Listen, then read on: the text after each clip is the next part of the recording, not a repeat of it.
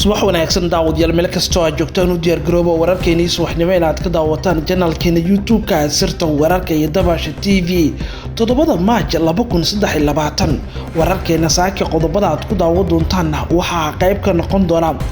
weerar ku bilowday qaraxyo isminaaminahay dagaal toos oo hadda ka soconaya xerada Janay Cabdalle oo ah xero military oo ciidanka dawladda ay ku Jubbaland ay ku leeyeen duleedka magaalada Kismaayo ayadoo halkaas la soo warinayay in durba ay ku dhinteen saraakiil waaweyn ay ku jiraan ilaalada madaxtooyada Jubbaland haddaba weerarkan isminaaminta ee dagaalka halkaas ka soconaya xogihii iyo faahfaahintii ugu dambeeyay ayaan kula wadaagi doonaa dagaal ayaa dib kaga qarxay saaki mar kale magaalada Laascaanood iyadoo rasaas goosgoos laga maqlayo xogihii ugu dambeeyay xaaladda Laascaanood ayaan kula wadaagi doonaa mid ka mid ah beelaha gobolada Sool iyo Sanaag ayaa hadda bilaabay inay iskaga baxaan siyaasadda Soomaaliland ayagoo si toos ah markan u taageeraya ciidamada jabhadda SSC ee ka dagaalamaya Laascaanood faahfaahin xogo cusub ayaan ku soo gudbin doonaa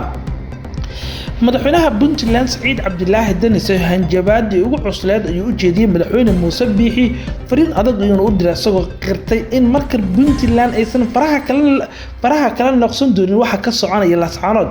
haddaba Saciid Deni oo ka hadlay Puntland iyo ku biirida dagaalka Laascaanood waxa kale oo qaybka dawladda Soomaaliya oo si dhab ah u wajahaysa arin in muddo ah indhaha laga qarsanayay hase yeeshee hadda culeyskeeda leh waa maxay arintan dawladda hadda ay wajahayso dhammaan qodobadan kuwa kale ayaan ku faahfaahin doonaa idaacadeena subaxnimo qayb ka noqon daawadayaasheena ku xiray channelkeena YouTube-ka ee sirta wararka calaamada gudan ee ku muuqato subscribe noo dhig gambalelkana taaban nagu soo biir waxay ka dhigan tahay inaad qayb ka noqoto daawadayaasheena sida maalinlaha ah ugu xiran channelkeena YouTube-ka ee sirta wararka ee Dabaasha TV subax wanaagsan soo dhawaada saaxiibayaal warbixino degdeg oo hadda naga soo gaaraya duleedka magaalada Kismaayo ayaa sheegaya in weerar ku bilowday qaraxyo isminaamin ay kooxda Al-Shabaab ay ku qaadeen xero military oo ku taala duleedka magaalada Kismaayo waxaa xeradaasi loo yaqaan Janay Cabdalle waana halka lagu diyaarinayay military badan oo dawladda Soomaaliya leedahay kuwa Jubbaland oo la rabay in duulaan weyn ay ku qaadaan kooxda Al-Shabaab warar kala duwan ayaa ka soo baxaya qasaaraha ka dhashay weerar ku bilowday qaraxyo isminaamin oo saaki aroortii hore kooxda Al-Shabaab ay ku qaadeen saldhig ciidanka Jubbaland ay ku leeyeen deegaanka Janay Cabdalle oo dhacay Jubbada Hoose weerarka qaraxyada kadib waxaa xigay dagaal xoogan oo kooxda Al-Shabaab ay ku qaadeen gudaha xerada wuxuuna u dhaxeeyay rag weerarka soo qaaday iyo ciidamada daraawiishta ee ku sugnaa xeradaasi kooxda Al-Shabaab ayaa la sheegay inay u suurta gashay in gudaha xerada ay ka dhex dagaalamaan iyadoo halkaas la soo warinayo inuu jiro qasaare baaxad weyn oo aan la qarin karin ila wareedi lagu kalsoonaan karo ayaa inoo sheegay in Al-Shabaab ay cagta mariyeen saldhigga kadib qarxii dagaalkii cuslaa kooxda ayaana la sheegay in gudaha xerada ay u suurta gashay ayna ka dhex dagaalameen warar ayaa sheegay inuu jiro qasaare lixaad leh oo ka dhashay weerarkan waxaana ilaa hadda la xaqiijiyay inuu ku dhintay saraakiil iyo askar badan oo ku sugnaa xerada ama saldhigga Janay Cabdalle oo duleedka magaalada ku yaala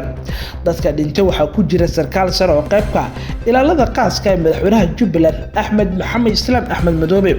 qaar ka mid ah dadkii ku sugnaa ayaa inoo sheegay in weerarkan oo mid gaadma oo dhacay xilli hore aroortii salaadii subax isla markaana ciidamada qaarkood ay jiifeen oo aysan xitaa dagaal diyaar u ahayn qaar ka mid ah dadka deegaanka ayaa inoo xaqiijiyay in weerarku mid gaadma oo na dhacay xilliga aroortii hore salaada subax isla markaana ciidamada intooda badan ay jiifeen waqtigaas oo aysan heegan ku jirin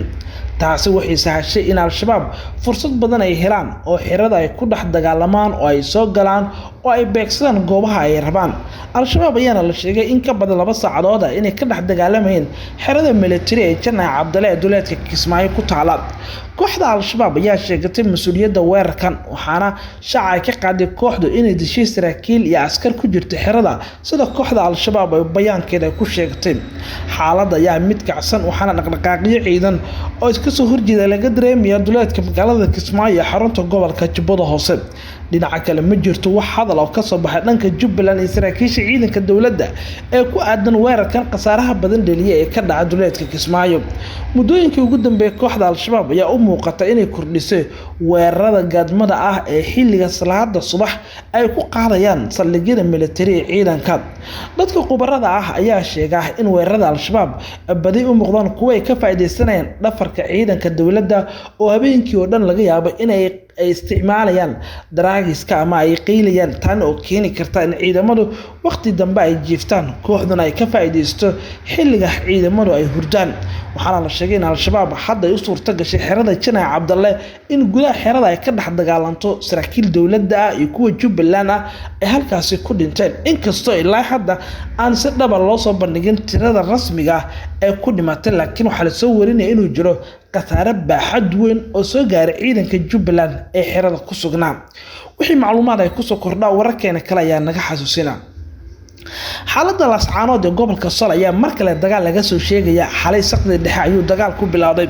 hase yeeshee saakidii hore ayaa mar kale rasaas teelteela laga maqlayaa galbeedka magaalada Laascaanood iyadoo weli ciidamada dhinacyada isku horfadhiyaan ciidanka Soomaaliland kuwa deegaanka ayaa isku horfadhiya duleedka magaalada khasaare ayaa jiro aan la qarin karin waxaase wararku sheegayaan in dagaalku yahay mid mar walba iska dhacaya maadaama ciidamada iyo kuwa is horfadhiya oo ay helayaan gurmadyo xoog leh macluumaadkii ugu dambeeyay saakan helinaya xaqiijinaya in ciidamada Soomaaliland mar kale duulaan ay soo qaadeen hase yeeshee waxa la sheegaa in dagaal xoog leh aanu dhicin oo ah mid kooban xaaladda Laascaanood ayaa u muuqata mid weli aan xasiloonan oo kacsan oo rasaas teelteel ah iyo madaafiic xabow ah ayaa mararka qaar ku soo dhacaysa magaalada dadka deegaanka ayaa inoo sheegaya in magaalada inta isku horfadhiyaan labada ciidan waqti walba dagaalku qarxi karo uu yahay mid xogan shalay sidaan oo kale ayuu dagaalku u qarxay laakiin labadii duhurnimo ayuu iskiisa u istaagay xalay mar kale ayuu dagaal ka bilowday oo uu qaboobay saakidii hore 12 subaxnimo ayuu mar kale dagaalka dib u bilowday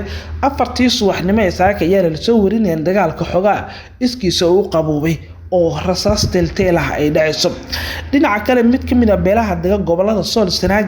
ayaa hadda bilaabay inay iskaga baxaan maamulka Somaliland madaxweyne Muuse Biixi ayaa xaaladdu u muuqata inay ku sii adkaan karto haddii beelaha daga gobolada Sool Sanaag ay ku adkeystaan ka bixidda Somaliland siyaasiyiin caan ah oo ka soo jeeda gobolada Sool oo xilal ka soo qabtay maamulka Somaliland ayaa hadda u muuqda in siyaasadda Somaliland ay iskaga soo baxeen Cabdirasaaq Ibraahim Maxamed Catoosh oo kamid ah gudoomiyaha ururka ay waliba sidoo kale xildhibaano wasiiro xukuumadda Somaliland oo madaxweyne Muuse Biixi iyo Silaayeb la soo shaqeeyay ayaa dhamaantoodba hadda ku dhawaaqaya in Somaliland iskaga baxeen maadaama goboladooda dadka ku nool ay diideen kamid ahaanshaha nidaamka madaxweyne Muuse Cabdirasaaq Catoosh ayaa noqday shakhsigii ugu horeeyay ee hadda maamulkaas iskaga soo baxa waxaase la sheegay inay jiraan xubno wasiiro ay xildhibaano ah oo ina raba in ay ka soo tagaan Hargeysa oo iskaga soo baxaan sidoo kale magaalada Laascaanood hadda waxa ku sugan gudoomiyaha golaha wakiilada Somaliland Cabdirasaaq Khaliif Caato oo sina sir rasmi ah u sheegay in uusan aqbali karin in dadkiisa la xasuuqo hadda dhibka ugu weyn madaxweyne Muuse waxay tahay in gudoomiyihii baarlamaanka Somaliland oo ninka labaad ugu awoodda badan marka Somaliland la jooga inuu Hargeysa iskaga soo tagay Cabdirasaaq Khaliif oo haddana uu joogo magaalada Laascaanood maadaama ninkan uu ka soo jeedo beesha dhul bahaante dadkiisana lagu xasuuqayo waxa jira wasiiro xildhibaano ayna isku raacay oo ka soo jeeda gobolada Sool iyo waliba sidoo kale Sanaag in iskaga baxaan maamulka Somaliland haddii siyaasiyiinta iyo xubnihii matalaya halkaas iskaga soo baxaan goboladan tani waxay u muuqataa in maamulka Somaliland iyo madaxweyne Muuse Biixi ay adkaan karto inay sii xajistaan labadan gobol ee Sool iyo Sanaag marka la fiirsho xubnaha ugu miisaanka culus ee Somaliland ee siyaasadda ku matalaya labadaas gobol oo hadda iskaga soo dhaqaaqay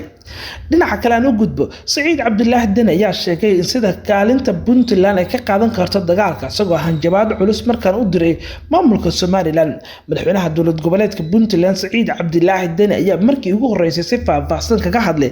in dagaalka waqtiga dheer ka socda Laascaanood iyo hanjabaad culus u diray madaxweyne Muuse Biixi madaxweynaha Puntland ayaa sheegay in Puntland aysan xilligan qayb ka hayn dagaalka hase yeeshee haddii xaaladdu aysan ku sii socoto si Puntland indhaha ka qabsan karin wuxuu sheegay in ismadu si rasmi ah kaga codsadeen maamulkiisu inay taageero military ay siiyaan maadaama ciidanka Somaliland ay yihiin ciidamo diyaarsan oo dagaal kula jira dad rayid ah oo marasa sida darsiina Saciidan ayaa qiray in codsiga dadka ismada ay ka jawaabeen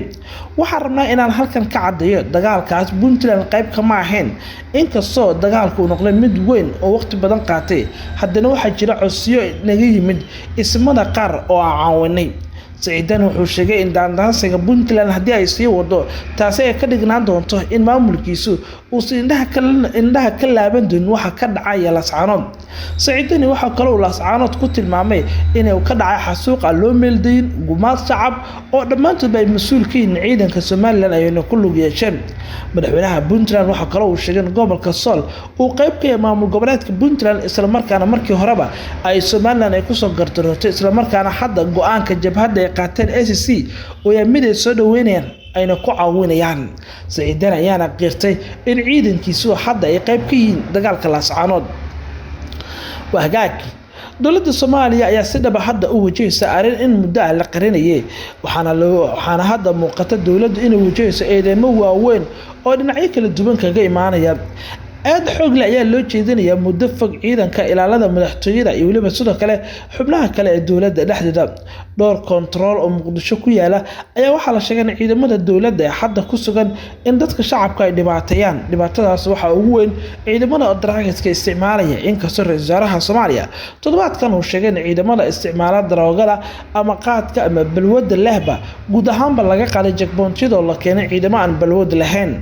laaluush qaate balwad maandooriye waxay sababi kartaa dayac xoog leh oo ammaanka caasimadda ku yimaada dilalka dadka rayidka oo sii kordha waana arin weyn oo hadda Muqdisho ku soo korortay maalmihii la soo dhaafay waxa xoogaysay dhibaatada askarta dawladda u geysanayaan dhalinyarada ku shaqeysta mooto bajaajka waxaana dawladda Soomaaliya loogu baaqay arintaas inay wax ka qabato inta badan askarta dilka geysta magaalada Muqdisho waxa la xiriiriyay isticmaalka daroogada ra'iisul wasaaraha Soomaaliya Xamza Cabdi Barre ayaa ugu dambeyn sheegay in dawladdiisa ay go'aansatay in wax laga bedelo ciidamada jooga baraha control ee Muqdisho iyo guud ahaanba caasimadda gaar ahaan ciidanka daroogada isticmaala ra'iisul wasaaraha ma qarin inay jiraan mas'uuliyad darro dayac amni xumo dhaqan xumo ciidanka ay ku kacayaan oo ah ciidanka ku sugan wadooyinka wuxuuna sheegay in dawladdiisa ay go'aansatay in hadda kadib isbedel lagu sameeyo Xamza Cabdi Barre wuxuu qiray in askarta badi xoogooda ay isticmaalaan daroogaduna ay qayb ka tahay amni darro in isbedel lagu sameeyo ciidamada ilaalada wadooyinka Muqdisho waxa uu sheegay inay tahay mid waajib ah isagoo ka codsan shacabka reer Muqdisho ciidamada hadda la keenay inay la shaqeeyaan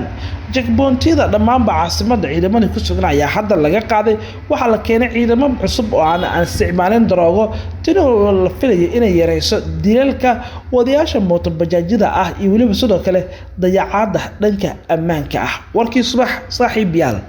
saakay waa naga intaa